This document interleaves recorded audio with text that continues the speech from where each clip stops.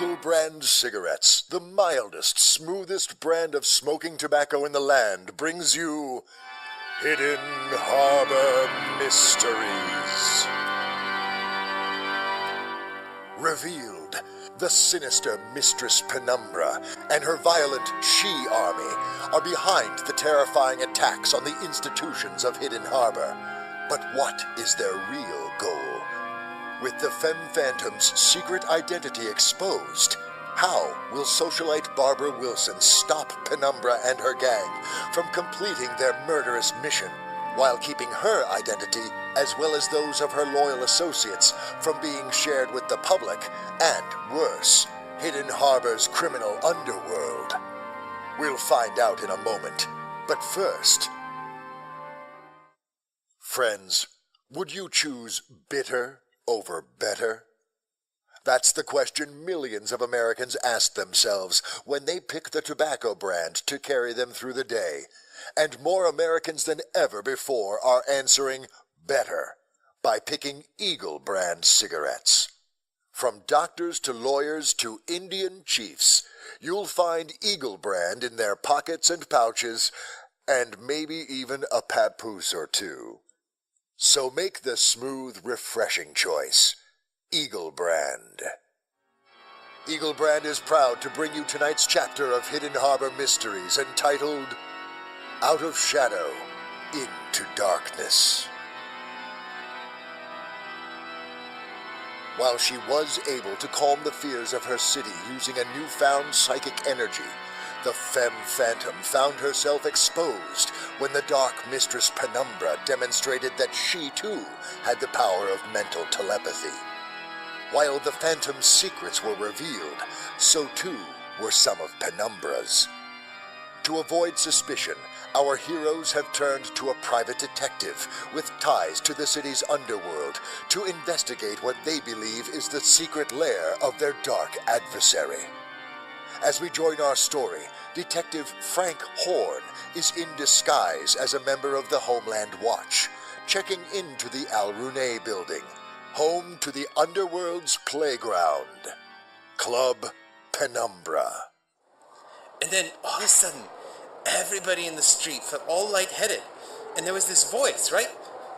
Inside our heads, saying, "Hey, it's all gonna be okay. Don't be afraid." Crackers. Yeah, I had that in my head too. I was down on King Street, stuck in traffic, and all these people were heading up the sidewalk, smashing in windows, and then, bam, they just put down their clubs, put stuff back, and wandered off. Ain't never seen nothing like it. You think it's that Phantom Dame? You asked me that yesterday, I'd say it was fruitier than a banana boat. But today...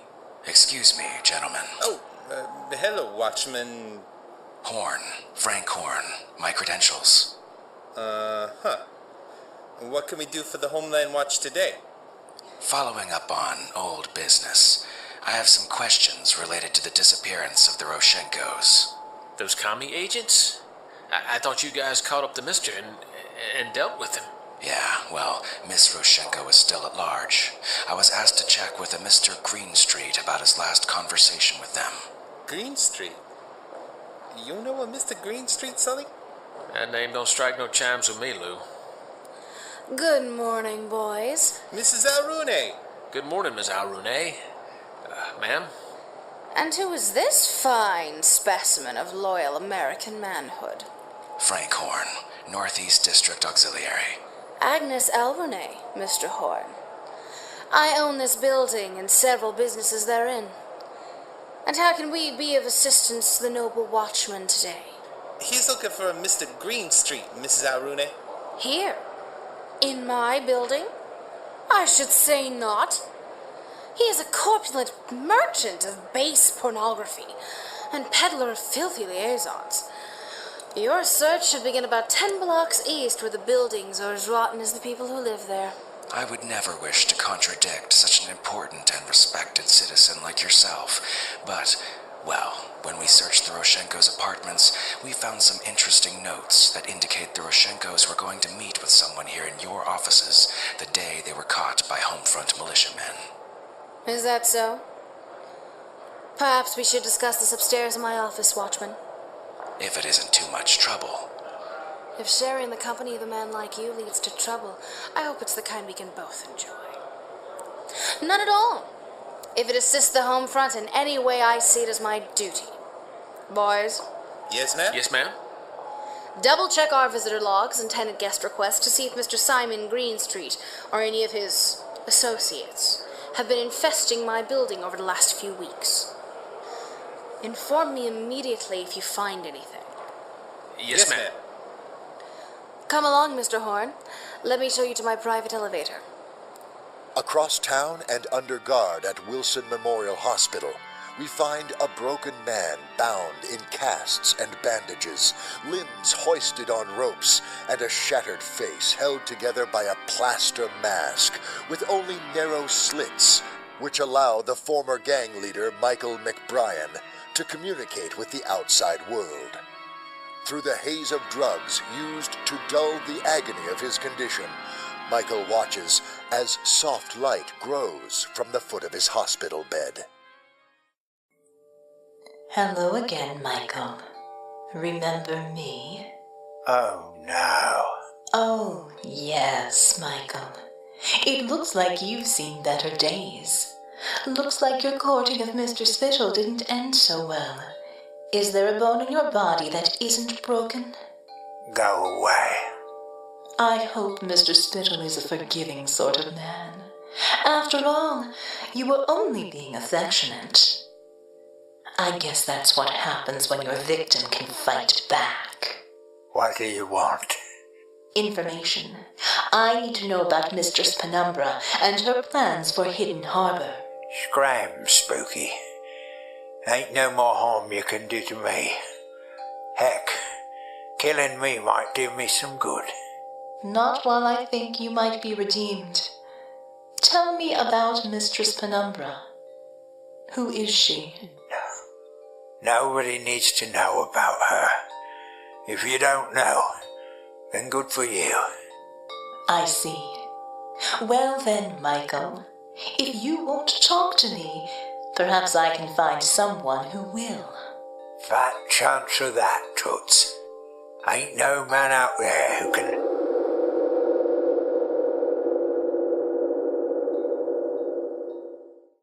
Tell the spirit what she needs to know. Dad? From the light steps a large, broad-shouldered man in the worn and battered coveralls of a factory worker. He approaches with a face that weathered many long years and terrible storms. Sinister eyes and a predator's gaze are the only thing Michael McBrion sees, beside two sledgehammer fists clenched at his side. She asked you a question and you're going to tell her what she needs to know. I can't, Dad. She'll kill me. Who's going to kill you, Mickey McBrion? I raised you to be the meanest beast in town and you're going to tell me some daft little lass scares ya? What's it matter, Dad? You can't do nothing to me anymore. You're just a ghost. You're dead and in hell and good riddance. Oh, Mickey, my boy, where do you think you're going, lad?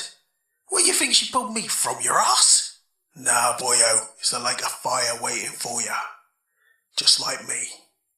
Unless you make right with the Lord by telling this angel what she needs to hear. You're in hell. Well, good.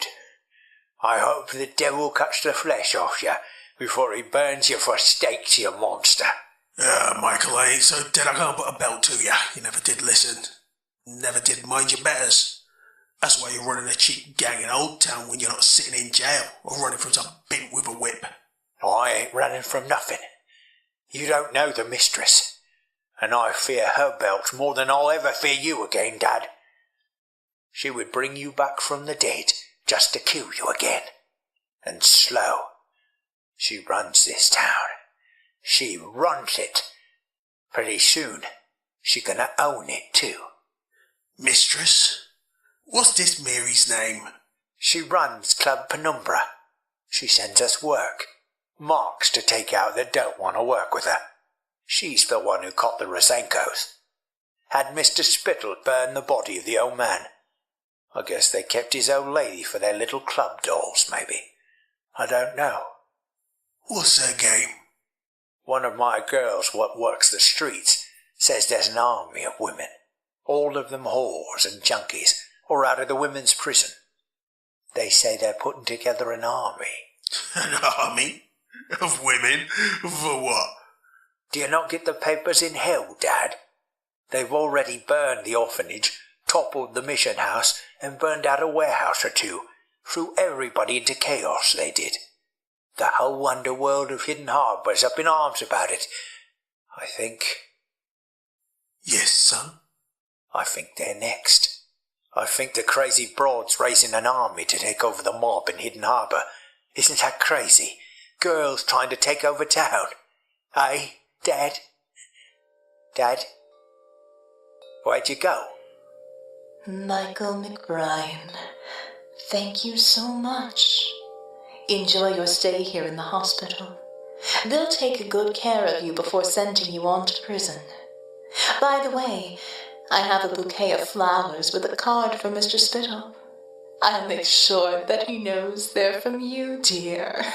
You lousy broad. Good luck with the mistress. She's not like me, not like you. She already knows you're coming. When she gets her mitts on you, she'll cut you open and stuff you with garlic and mustard seeds. She'll... Spirit? Dad? Oh, Dad. Please come back. I'm sorry, Dad. Back at the Alraune Building, Detective Horn spends an intimate moment in Agnes Alraune's private elevator. Unknown to Horn, he is also in the company of none other than Mistress Penumbra. Alone at last. So it seems. So all this is yours, huh? I didn't build it, but I kept it running long after my husband passed away. Why? Don't you think a woman should have control over such things? I bet you live in a one-bedroom walk-up that you rent from an old woman and her cats. Does my kind of success threaten you, Mr. Horn? Not at all. I like a woman who's in control, knows what she wants, and all that. A progressive thinker among the Homefront Watchmen. How refreshing. And I live over a business, 2 rooms, no cats. No, Mrs. Horn? You know, now that we're alone, Mrs. Alraune, Yes. tell me, is Simon Greenstreet one of your tenants? You have a poor memory for an investigator. My memory's fine. You see, we did some digging before I came down here. I have statements from witnesses spotting Mr. Greenstreet in this vicinity at approximately the time of the meeting, on the 18th floor. You could have shared that with my men downstairs. I could have, but I didn't want to disrespect you. I also didn't want to mention Club Penumbra. I guess there's no use denying anything about it to you. I'm sure the Watch has known about it for a long time.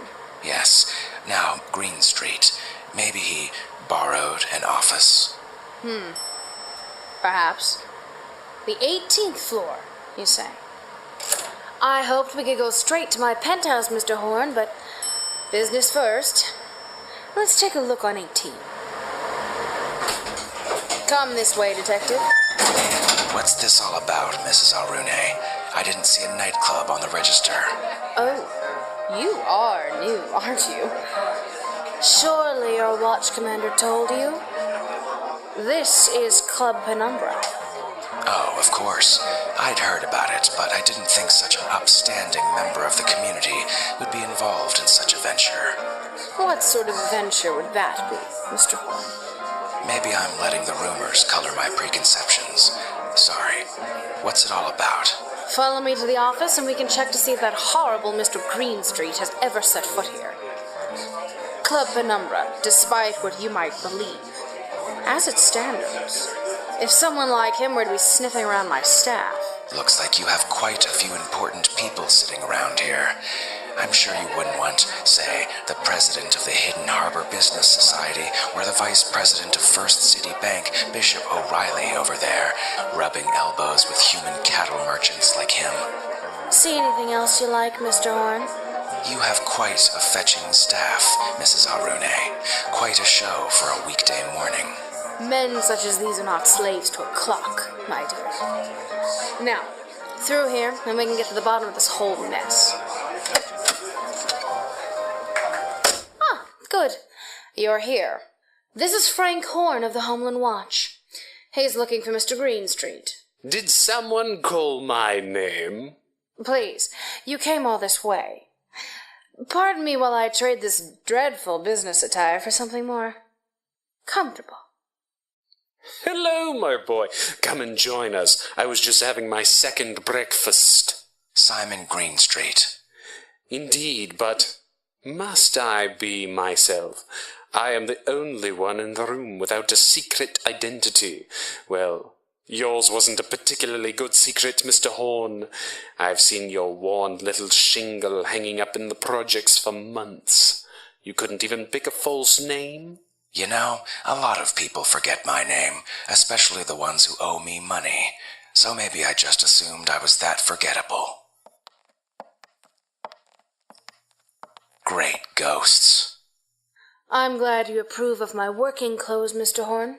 They certainly work, Mrs. Alraune. You may call me Mistress Penumbra. Well, sure, so long as I can call you. How did you get into that outfit without a crowbar? I know that horsewhip didn't help. Flatterer. Mr. Horn, I did not come to my position without knowing all the pieces on the board and what they can do. You do not work for the Watch. But I have a soft, warm spot for a man in uniform, so it pleased me to play with you for a while. Your arrival now begs the question, who do you work for? You know, I thought if I caught you before your morning coffee... Darling, this is the hour I consider going to bed on a dull night. But now is not a time for sleeping. Great things are afoot. Like what? That was a pun, my dear. My boot heel at your throat. You are beautiful but dumb, so let me explain. The toe of this boot is crushing your windpipe. The heel of this boot is called a stiletto, like the blade. One graceful spin, and we can guess together if you'll choke or bleed to death. What are you? No. You first. A slum picker like you, I imagine, is looking for someone's missing daughter. Trying to blackmail a corrupt judge? A jilted lover? Whose last $50 did you take only to end up in my web? Mistress, perhaps he is an agent of that meddlesome spirit you've been obsessing over these past few days. That is true. She seems to be working her holier-than-all magic all over town, especially young, strapping men like yourself. Tell me, Frank, did she come to you in your dreams and beg you to do her dirty work? Oh, pardon me, Frank. That gaping lantern jaw and those bulging blue eyes took me away for a moment.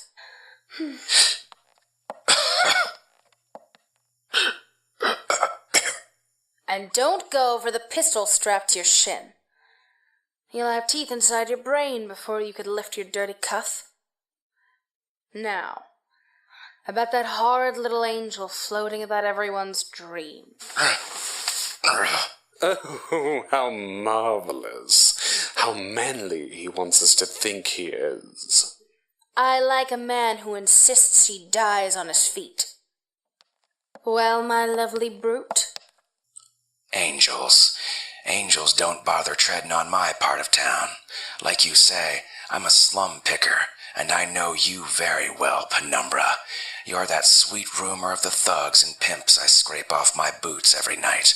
The black goddess of mercy they pray for right before I pay them back for preying on the good people in this town. Oh, you're adorable.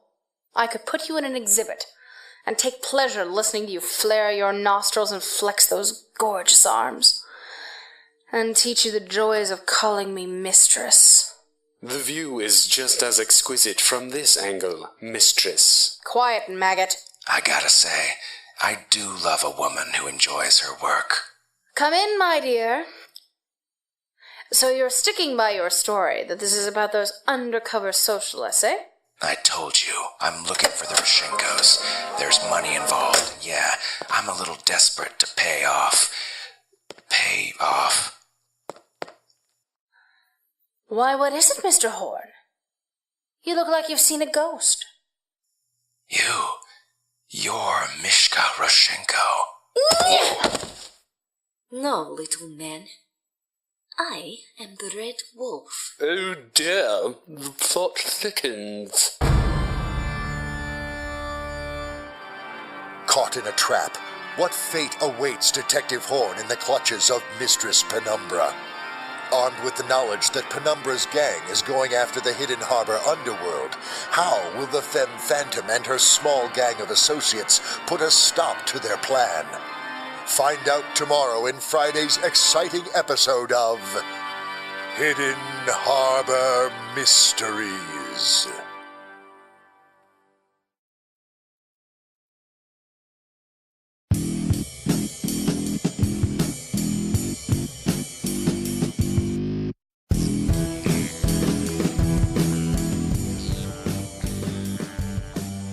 Hidden Harbor Mysteries Chapter 9, Out of Shadow into Darkness, was written by J. Smith and produced by Brian Lincoln, with Dave Robison as the narrator, Veronica Giguere as Barbara Wilson, Kathryn Pryde as Mistress Penumbra, Lauren Harris as Mishka Rosenko, Rish Outfield as Michael McBrion, Ayoub Khote as Michael's father, Chris Lester as guard number 1, John Scott Ballentine as guard number 2, Alex White as Greenstreet, and Norm Sherman as Detective Horn.